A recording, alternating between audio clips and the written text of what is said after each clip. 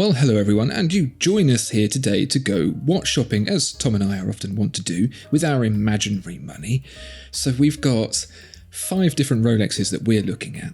The Submariner, the Daytona, the Explorer, the Gmt Master, and the Datejust. And Tom and I are both going to go and spend a little bit of money to find some suitable alternatives, and perhaps some might even say the best alternatives. Tom, I've got a little spanner to throw in the works, a little twist to add to this whole competition. Are you ready? You're telling me this now? One of these watches has to be less than $1,000. One of them has to be $1,000 to $3,000. Another has to be $3,000 to $5,000. Another still $5,000 to $10,000, and the final one can be $10,000 and over. Doesn't matter which order you pick, but you have to do one of each. Are you with me? Yes, I think so. Good. Then we shall begin. Tom, the first watch we're going to look at is the Rolex Submariner, one of the most famous models built by Rolex, the dive watch. What have you got for me? So I've gone straight for the highest price bracket, more than £10,000 for this watch, on a Blancpain 50 Fathoms Automatique. Specifically in blue, I see. Very nice. Oh, of course, of course. Now, we can talk all day long about how Blancpain is the oldest watchmaker still around. Mm-hmm.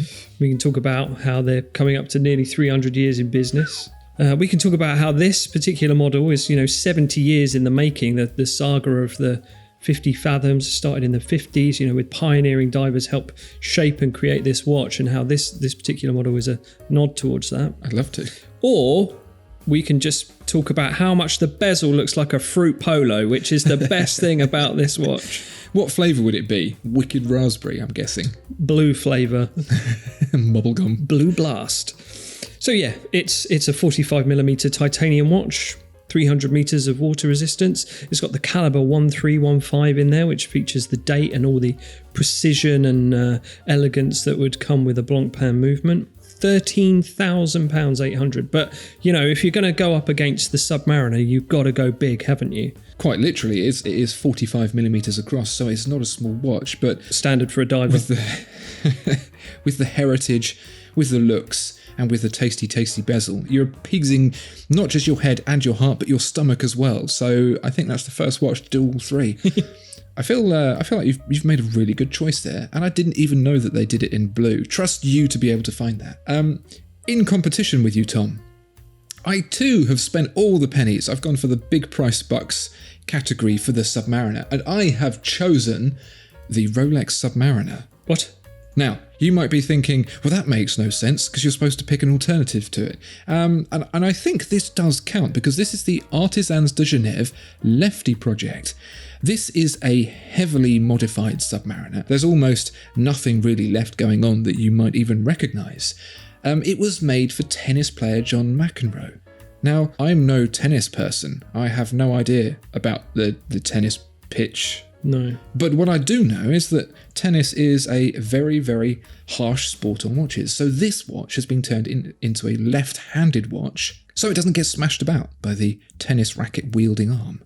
Right. It's kind of still a Submariner, but what you'll see there is that the entire movement has been skeletonized to an extremely high standard. So like you'd expect from Swiss watchmakers with all of the beveling and the polishing and the brushing and all that.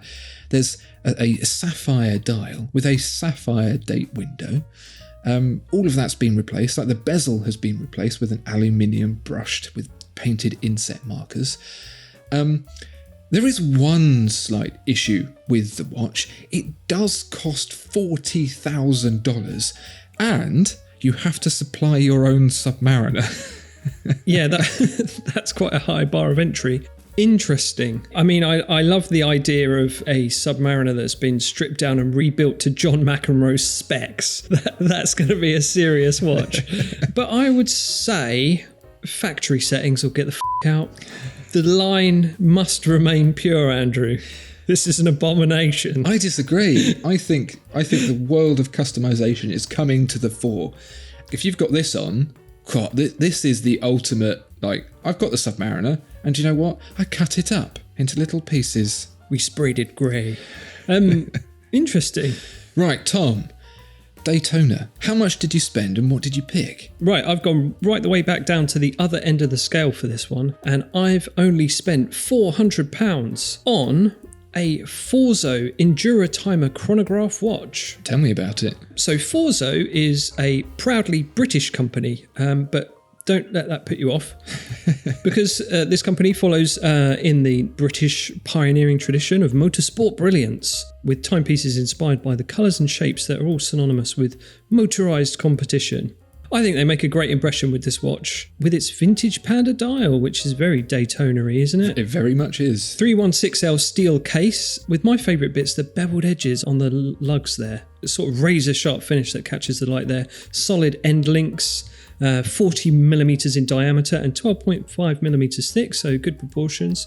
The Panda dial is multi-layered with applied indices and a Swiss Superluminova. That's Swiss Superluminova, Andrew, not imitation Superluminova. BGW9 Lume, no less, if you were wondering. I was. Screw-down crown with 100 meters of water resistance. And inside is a Japanese mecha quartz chronograph time module, the Seiko Vk63 movement, as is so often the case with these 70s vintage-inspired racing chronographs. Yeah, so what do you think of that? It's really nice, actually. It's hard to go wrong with this styling, isn't it? It's just classic. It just is. And the little flare of red on the dial there too is a nice pop. I also like the round date window. Yeah. When you don't really know where to put it, make it round. It feels a bit more considered, doesn't it? I also like some of the details on this watch. The branding at the top of the textured dial is raised and the markers are brushed on the top and polished on the edge. It feels really considered for a fairly low price. And we're seeing more of that from these entry-level brands, that actually the detailing is much better than you would expect. So this brand is completely new to me, and I'm glad to have discovered them. Thank you, Tom. Well, I'd love to counter with my choice, Tom. And I too, Tom, have spent the least amount of money on mine. Mine is also a 40mm Panda-style chronograph. Excellent. It also is powered by the Seiko Vk64 Mecha Quartz movement. If you're making a vintage-inspired racing chronograph, you have to put a Mecha Quartz in. I don't know who made that rule, but by God, are we sticking to it? We certainly are. This is the Hoffman Racing 40. You can pay a little bit more. Hoffman. It's $200 for the Mecha Quartz version. You can pay $825 for the Seagull mechanical version. You might notice that it has real Paul Newman vibes. So never mind your $18 million, $200 will get you down there. Loses out on the third subdial, so you can kind of go, well, it's inspired by, it's not a copy of. Slightly thicker bezel, slightly different proportions, but overall I think a very, very handsome watch. And they've not fallen down the trap of putting too much text on the dial either. Yeah, I like it. I really like it. It's nice and clean and simple. It's got the Zen garden style concentric circles on the subdials, which I was sorely missing on my choice, which I really like. Yeah, really cool watch. Yeah, 40mm across, 50 meters of water resistance, anti-reflective coated sapphire. It's certainly not going to win the GPHG awards, but why not? If you've got $200 to spend and you're hankering for a Paul Newman style Daytona or hankering, then this seems to me to be the choice. Yeah. Is there any road safety advice engraved on the back? There could be, for a small sum.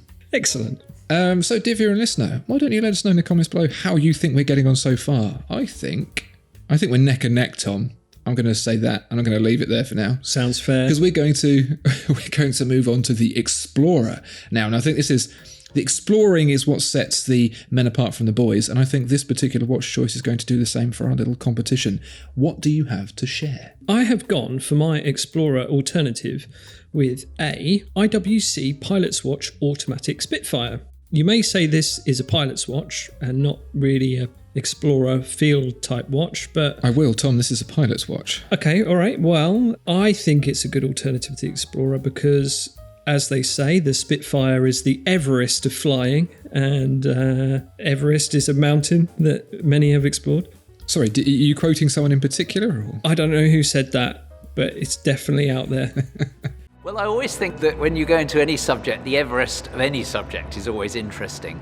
And there is no question that the Everest of flying is a Spitfire. But I think this is a great little buddy because what you might think of being typical for an IWC watch is something of something of a certain heft and chunkiness, but this is quite a small watch for them, and I think that's perfect for explorers. At 39mm in diameter and only 10.8mm thick, you're less likely to clang it on the side of a mountain when you're exploring. So there's that, and it's just a really cool watch. I just think this is IWC's little secret weapon that they sort of stashed away. You're right. The whole vibe of this being the under-the-radar watch that IWC sells, it's really pushing its more complicated pieces, its bigger pieces, its ceramic pieces, its colourful pieces. But when you peel back all the layers and go, what does IWC do at its most basic core, you get this. 4,600 quid, now has the in-house movement, is the perfect size, is polished and premium enough to befit the price, but without being so far that it doesn't feel like you could wear it and enjoy it without babying it too much. The little bit of creamy lume, the bit of red text on the dial, especially on the NATO, it's a must-own watch, I would say. Yeah, the green textile NATO strap looks really great on it, and as the kids say, it low-key slaps. It does, it really does. So yeah, Explorer alternative, consider the IWC automatic Spitfire. Tom, my Explorer watch, I decided to choose something that really befitted an Explorer. What does an Explorer need? They need rugged case, they need water resistance, they need anti-magnetism, they need shock protection, they need an anti-reflective sapphire. And the Ball Engineer 3 Pioneer does all of that. That's all just watch stuff. No, don't be ridiculous. That's not all. Some of it's watch stuff. Some of it is better. 5,000 G shock protection, Tom. That's many, many Gs. Okay, yeah, sure. I'll give you the Gs. With this particular watch, though, the real big trick feature that I massively like, that I think is really, really good for explorers, if you're exploring, chances are you're going to be in a dark cave, rummaging around at night, in the shadows, lurking, that sort of thing. And you need lume that's not going to let you down. Typical lume is Super Luminova, Swiss made, charges up, all lovely and bright, but a couple of hours in and it's dim as old bags. Right? What you need is a luminous paint that's going to keep on glowing. So this uses 28 different glass tubes that are full of tritium.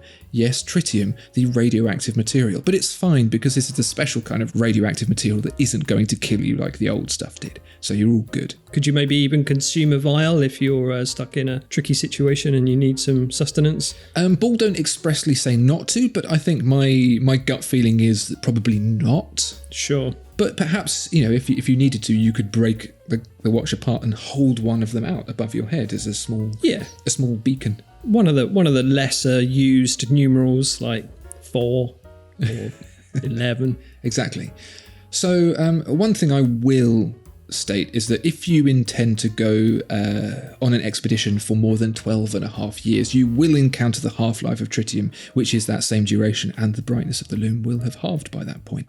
So something to consider, but otherwise, really interesting watch. Doing stuff with materials that no one else does anymore because of radioactivity.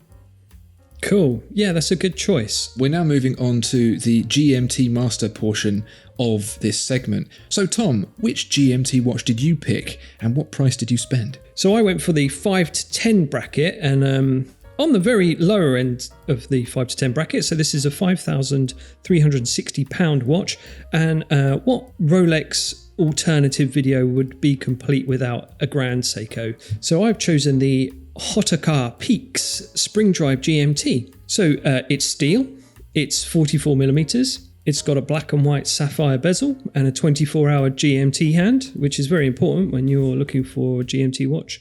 And again, the pride that Grand Seiko take in their surroundings is reflected once again on the dial of this watch, this time inspired by the craggy volcanic slopes of the Hotoka Mountains. And nature-inspired dials are great, and that's why we love Grand Seikos, but I think their most devastating attack on the competition is their spring drive movement, which this has. Inside is the 9R66 spring drive, the superior precision that you can only get when springs combined with electronic regulators or something.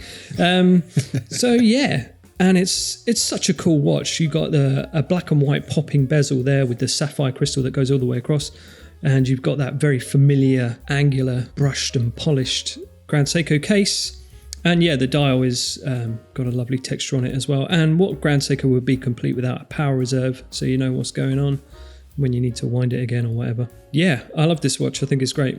Tom, I too have picked in the £5,000 to £10,000 bracket What? a Grand Seiko GMT. Holy flip. Can you believe it? Well, there's only one alternative to the Rolex GMT, and it's going to be a Grand Seiko GMT, surely. I mean, off the top of your head, what else would you have chosen? I can only think of Grand Seiko. Okay. Good one. So this, Tom, is the SBGE 285. It's a little smaller than yours. It doesn't have the full-on rotating bezel, so it's perhaps more akin to the Explorer 2. But it is a GMT watch, again with the 9R66 spring drive movement with a 72,000 power reserve, 100 meters of water resistance. This time, however, you get it in delicious titanium, which is a little bit lighter. There's a little breath of fresh air after you've hopped from airport to airport on your busy business. Yeah, excellent. And this is a breath of fresh air. It's the very familiar icy tones of the snowflake dial. This specifically, Tom, because you can't just throw around, it's just like icy snowflakes, very specific. This watchmaker was looking out the window at the home of spring drive in Nagano, and they saw the winter morning mist, and they had to capture that very specifically in this dial. Cool, yeah. Oh, now that I can see the difference, actually. Yeah, snow, mist. These aren't just regular, boring, bog standard, run-of-the-mill snowflakes. Yeah. This is morning mist. Winter morning. Winter morning mist, yeah. In the snowy region of Nagano. Yeah. Yeah. Cool. Yeah. Yeah, I can see it, yeah. So we're going to move into the final round, Tom. This is perhaps Rolex's bread and butter. This is the watch that everyone knows. This is the Date Just. What did you pick and how much did you spend? So I went in the £1,000 to £3,000 category, and again I'm at the lower end of that. This is just £1,110, and this is the Longines Conquest, or Longines as I like to say sometimes when I'm feeling fruity, not every day. Right, so it includes hours, minutes, seconds, and the all-important date. Mm-hmm. It has a round stainless steel case with a screw-down crown and quite prominent crown guards. They may not please everyone, but if I tell you that when you remove the bracelet, the watch looks a bit like a turtle, then that should appease you, I think. Blue dial, of course. Of course. There are black and white ones, and there's also two-tone straps and bracelets and other variations that you can choose from. You can have it your way, Andrew. Thanks. They will all deliver on the performance and elegance that we have come to know and love Longines for. And powering this watch is the L888 self-winding mechanical movement.